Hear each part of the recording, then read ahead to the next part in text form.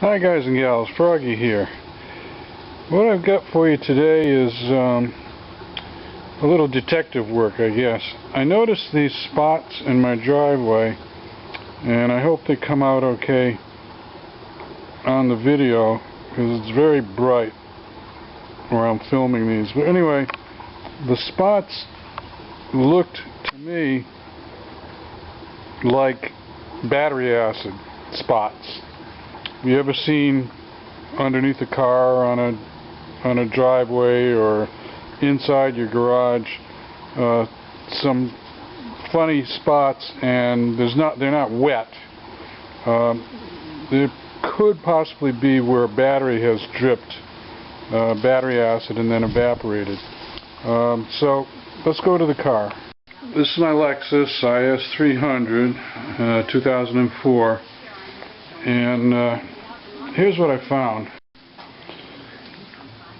This is the battery. It's about, well, there's a date on it, 3 of 13, and now it's 11 of 13, so it's not even a year old.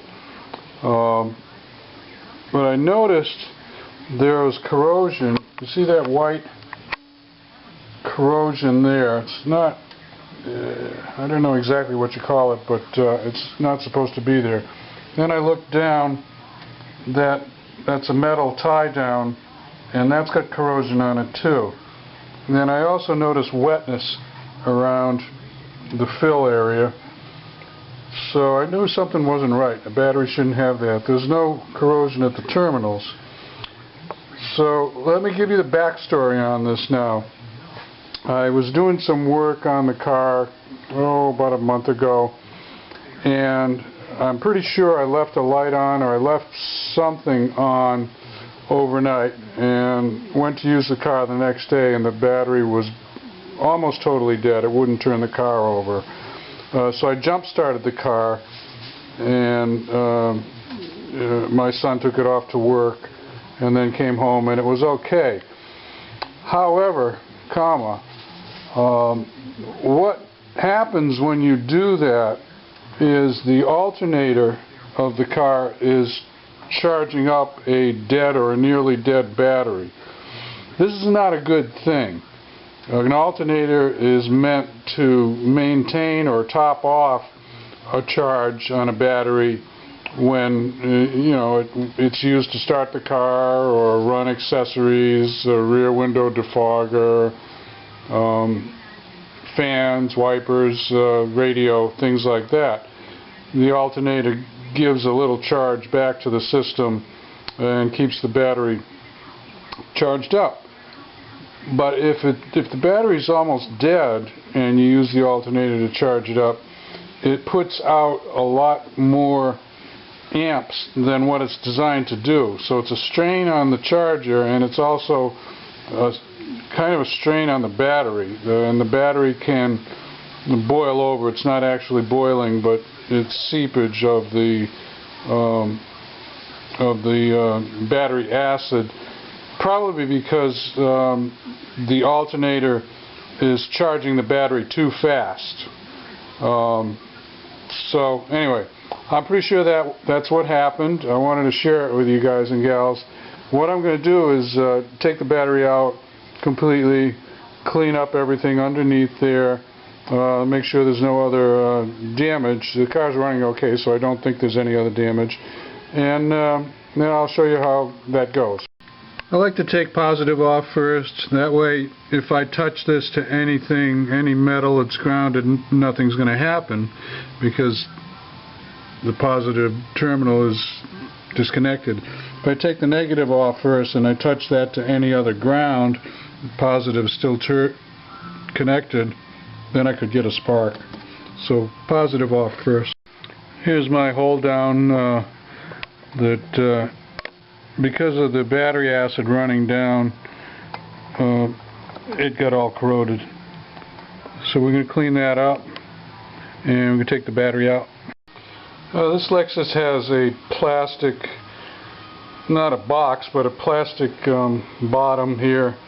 And you can see that some of the battery acid has actually gotten into this plastic bottom, and it appears to have a little drain hole down there, right where I'm shining, right there next to that nut or bolt, and that's probably where those spots on the driveway came from. Probably acid dripping down there. It wasn't a lot, and it didn't continue. It all happened like on one day. That would be the day that the battery was incorrectly charged up by the alternator. So I think I'll probably pull this box out so I can clean it better. There's a wire loom that has a little plastic clip that clips to this battery tray, and you have to go on the bottom side of it and squeeze. Let's see if I can show you. Yeah. There, you have to squeeze that little piece right there. Take a pair of needle nose and squeeze those little ears in, and then it'll pop out of that hole. And now, yeah, I think this will come out. Let me get two hands. I don't want to spill any of that battery acid.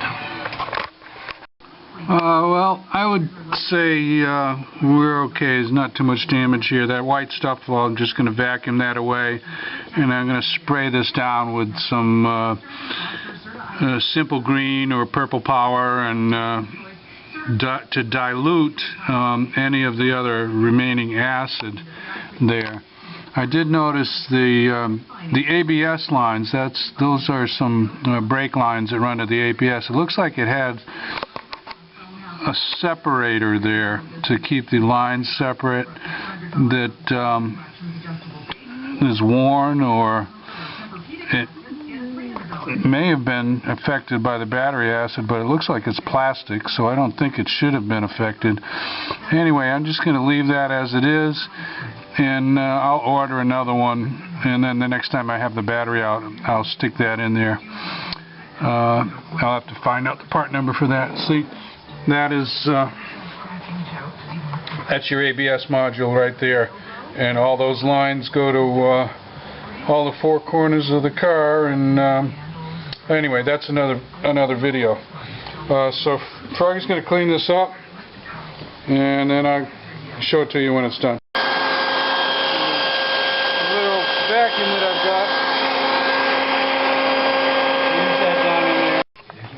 got. This is my degreaser, and I'm just going to spray that down there. Won't hurt anything, and it will dilute the battery acid.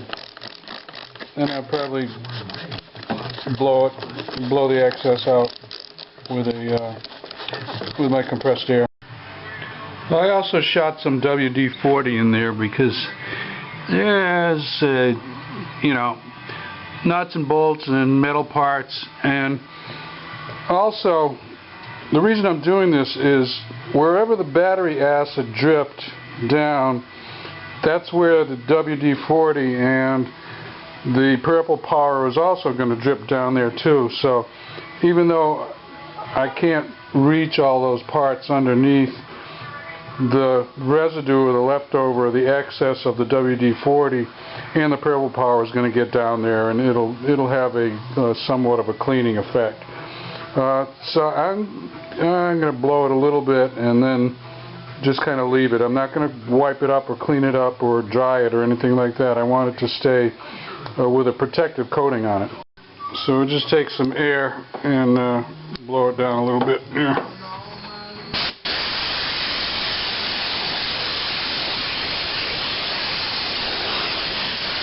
I don't want it really wet. I don't want it to keep dripping in the garage for the next few days, so that's why I'm getting most of it off and leave a nice little coating on there. Okay, we're good on the tray, and see those little metal inserts they put on this tray for where you bolt it down? You got to give Lexus a lot of credit. How many manufacturers would do a plastic tray and then put a little metal insert in there? I keep finding these little things on the Lexus that impress me as to its high quality. Anyway, now I got to clean the battery. check the water level. It all looks good. One of them was down a touch, and by a touch I mean like not even an eighth of an inch. I just put a little bit of water in there to bring it up. And I'm going to put these covers back on tight, and then I'm going to flush the external surfaces of the battery just with plain water, and I'm going to wipe it down good. Okay, I sprayed it down with purple power. I'm just misting it with a little water, and I'm going to take it up there, up to my garage, and blow it, and then wipe it.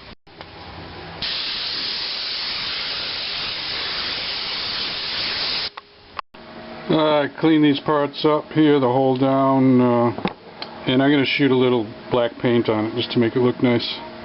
Okay, we'll let this dry up a little bit, and we go have some lunch. Okay, Froggy's back. Had my lunch, and I was watching a little bit of the qualifying for the Abu Dhabi Grand Prix, and the Ferrari team is really disappointed. Fernando Alonso has never failed to make it into the final qualifying session, and he was number 11. He got bumped out. And Massa, his co-driver, his partner in Ferrari, was only number 10. So Ferrari's having a rough weekend.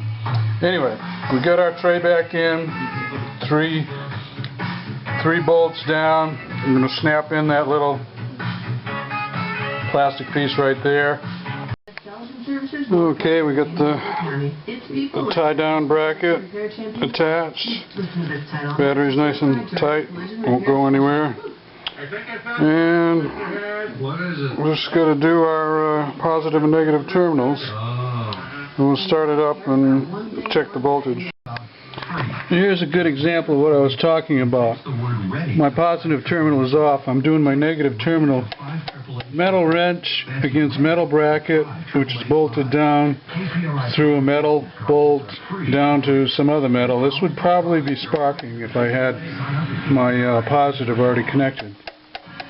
I'm not going to show it to you, but that's why you want to do negative first and then positive. And then when you're taking it off, positive off first and then negative.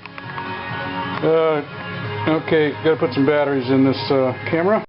Okay, before I attach the positive, I've got 12.38. I would like 12.5, but it's okay. Let's start it up, and we should get a lot more when the alternator starts charging it.